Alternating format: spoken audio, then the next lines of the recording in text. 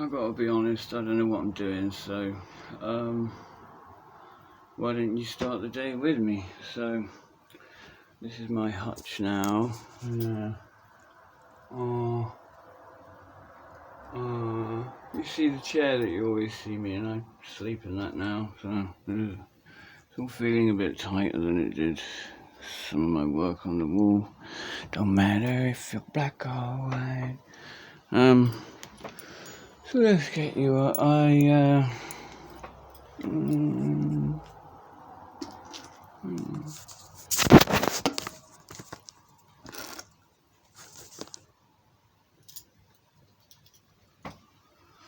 So, oh, Ready Rack. How cool is this? Yeah, look, see that? How cool is that? They're just like ready to roll. There we'll go for you. I don't like that camera position much. It just shows all the scruffy shit. But you know, I am what I is. So I haven't played a note really today. I mean, I played a couple of notes just when I plugged the guitar and that in.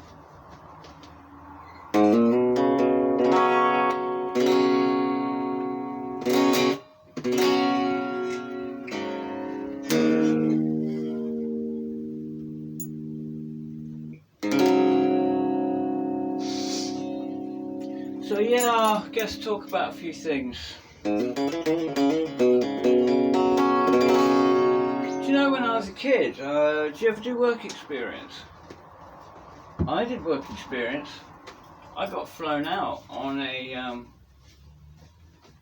I got flown out to the Paris Cafe and Cocoa Exchange. I hate to admit it, but I actually grew up in like quite privileged circumstances. I was very lucky. As you can tell, I've since disdained of all of that fucking gobshite. But you know,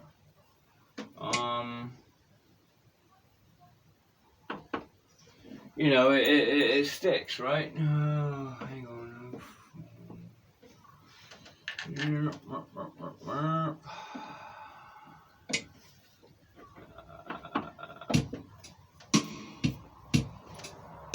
Right. Yeah, I since disdained of all of that, and yeah. What can I say? I've really got into the Dodd 250 Overdrive. It really goes well with the Crazy Cacti. I should do an episode soon on the Crazy Cacti because I can really mimic the sound of 2 or 3 other pedals absolutely perfectly with it. Obviously the tone Tube Screamer, as you know.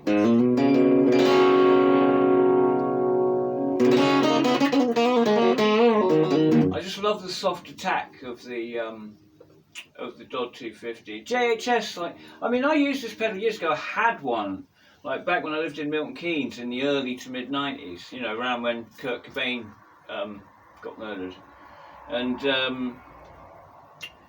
I didn't like it much. I was much more into, I didn't dislike it, but I didn't use it much. I didn't understand it well, and I had Super Distortion Feedbacker, Boss, which was given to me by lead guitarist in our band, Russell Brown. If you're ever watching, my brother, fucking love you, man. Fold up telephone boxes, and yeah, it was just too like old fashioned for me at that time. But now I love it, and that's JHS got me on that because he did a reissue, didn't he? Recently, like about 6 months ago or something. I've really got into it.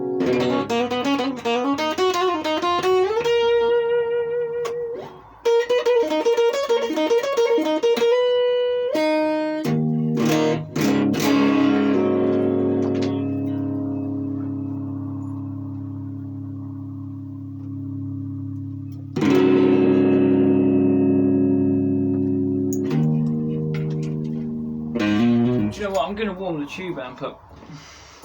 Give you a taste of that. So, bit of advice. If you've got any, like I watch, so yeah, back to the Coffee Cocoa Exchange. You know, I'm not a fucking genius when it comes to money, as you can surely tell by looking at me. But I'm exactly where I want to be, I guess. But I do keep a note of things, and for a while now, I've been feeling like the guitar market is unsustainable. It's definitely in a bubble, and it definitely will pop. And I think I want to give you some advice. If you have any music gear that's like vintage or desirable in any way, right?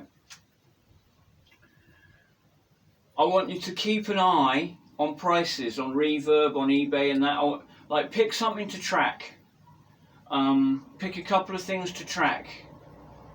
Okay? Because I got to tell you something, right? The fact that, like, 18 months ago, it was insane that a Klon would be $5,000, okay? Well, now they're $7,000, right? And it's not going to be like, it's not going to plateau, right? One of two things is going to happen. It's either going to keep going, right, which it might, or it's going to fucking implode, like bubbles always do, like 2008. You got to understand something in life, right? It's like you could say, like you could look at me, and I could ask you, what are my assets? What are my assets? You know, and you think, oh well, this is an asset. This is a 70s, you know, this is a vintage guitar. This is an asset. Well, no, it's not. This is a liability. And do you want to know why? Well, because you have to restring it. You have to maintain it. You have to store it. You have to keep it in working order. It has running costs. It could depreciate at any time. So there's a risk. The fact that it probably won't is neither here nor there. The fact that it could mathematically turns it into a liability because it's a risk. There's an element of risk. Now, this is the crazy thing. This is the crazy bullshit thing in this life, okay, which you have to ignore. This guitar is a liability, okay? If I gave it to you, if I gave it to you on credit, said, okay, you can have this for 200 quid. You give me a tenner, right? And I've taken a tenner from you, and you owe me 190 quid, right? You have the guitar. I suddenly have no guitar. I've got no guitar, right? And I've got a tenner, okay? So I can't buy another guitar. I've got a tenner, right? And I've got no guitar, right? That's an asset. That's an asset. Do you know why? Because you owe me 190 quid. And so I've got on my books I'm owed 190 quid. That's an asset. I'm not holding it, I'm not carrying it, I'm not responsible for its security, right? It's an asset. That's the bullshit that we live in. Do you understand me? Now, if you've got anything rare, if you've got anything vintage, track the prices of it, okay? Matt Swanson, I'm looking at you. My old walnut, The Paul. Track similar guitars. 1978, The Paul, right? Just keep an eye on them on Reverb. Watch them. They're going to keep going up, but not for long. It might be 6 months away. It might be 2 or 3 years away. But it is going to implode. Now, this is what you need to do. You want to sell upon first indicator. Do not get fucking married to the idea that you're going to lose money, that, okay, it's gone, right, because this is how much it's worth. This is how much it's gone up, okay? This is how much it could go up to, okay? But this is how much it's gone up, right? Now, it goes up there, and then it does a little dip. Sell it then, right then, because it's gone up that much. Don't fucking get caught up in thinking, oh, it's dipped, I need it to go back. Don't marry yourself to the figure, right? As soon as it dips, out, because there's going to be early first indicators that the market will implode. And it will be that little dip, that little trickle before the fucking whole thing implodes. And it will implode. Why? Because guitars will be less important overall than guns or food. Or petrol. I mean, it's like, I hate to sound apocalyptic, but it's going to, you know, the emphasis is going to start to move, okay? The emphasis is going to start to shift. Like, homes, being secure in your home, right? Having property, that's different. But anything that's like luxury and unnecessary, that's going to bomb. Like, that's going to bomb. And everybody's all going to want to sell it all at once, all at the same time, and it'll bomb. And it'll stay down. So, you know, when I started playing guitar, a Fender Strat, brand new, was like 750 quid, just a bit less, I think.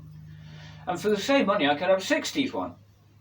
Nobody wanted 60s ones. The big headstock, like in the late 80s, early 90s, the big headstock Fender was really unpopular at that point.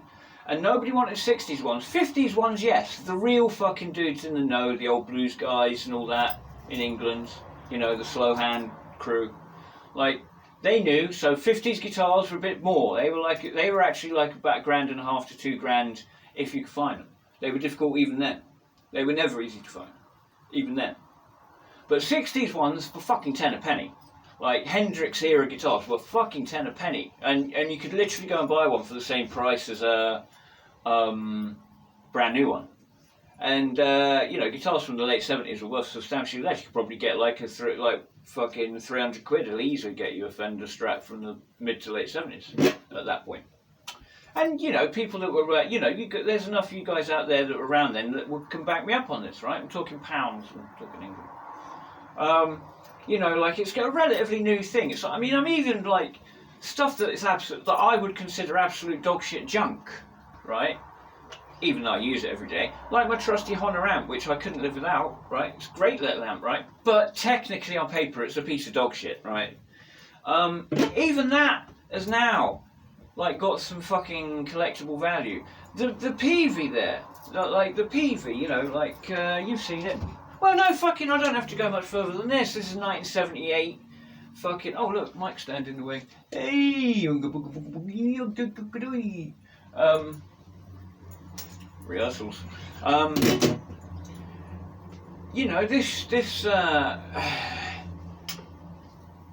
yeah, I ain't gonna get into all that. But, like, seriously, if you got something that's worth something, like, track the prices, first dip, get out. That's my advice. And even if you get it wrong, because even if you get it wrong, okay, compared to what you paid, if you come in at, like, you know, 2002 or whatever, 2005, you know, that price would have risen that much. Just focus on that slice of cake. Don't worry about the fucking what's going on with the icing and the cherry. Fuck all that. Like, the fact that it'll bobble about a bit, just get out. Just get out of it. I mean, I wouldn't, to be honest, I think I'd sell it now. If I had anything that was really worth anything, I'd sell it now. I mean, I've got a couple of bits that I might sell now. I'm even thinking about giving away a few bits. And I'll tell you why. It's because when it all comes to the crunch, I mean, I'm going to be homeless anyway. Like, and this stuff was such a fucking headache. It was such a headache. It becomes an albatross around your neck just managing your own fucking equipment. Just getting it stored safely, you know. And it'll break my heart, because I fucking, like, there's not one item in here, not one item that doesn't give me supreme joy every day, which is why I'm just doing this all day, every day. And I'm recording this to you now, because, like, I haven't got the appetite to do YouTube properly. So if I don't sort of vlog, like, you know, I won't do nothing, and you won't see me at all. So I'd rather do something than nothing. but I'm just not, you know, like the actual music's going well.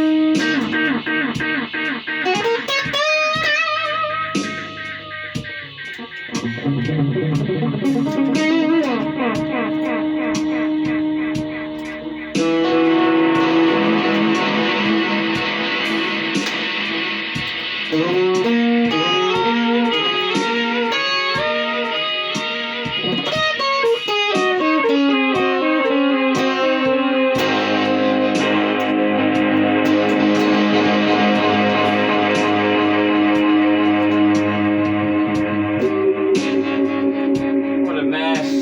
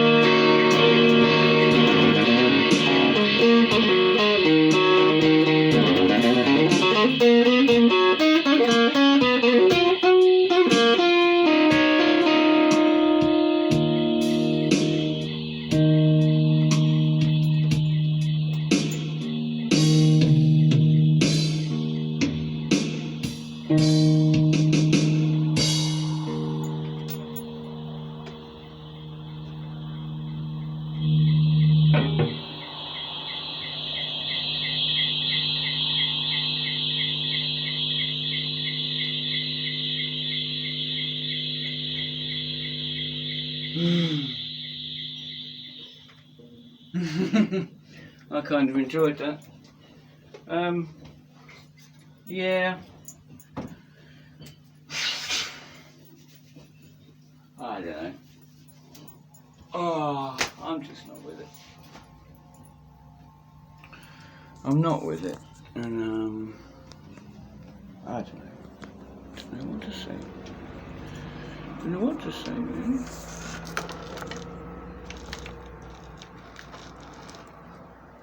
How's that? That's better. Yeah.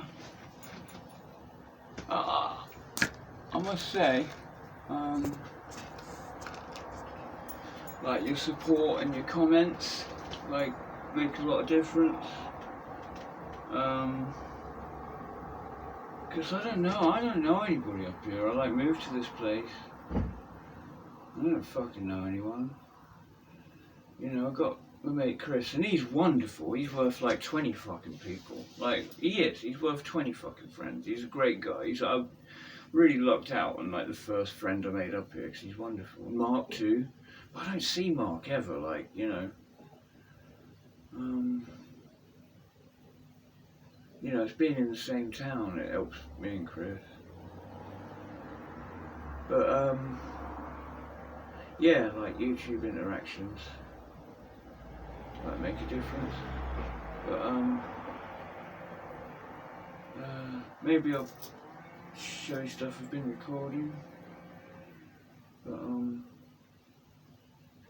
I guess I should come back another time when I've got actual content. Any questions you want to ask? If there's any of my gear you particularly like, let me know. Until next time, I guess.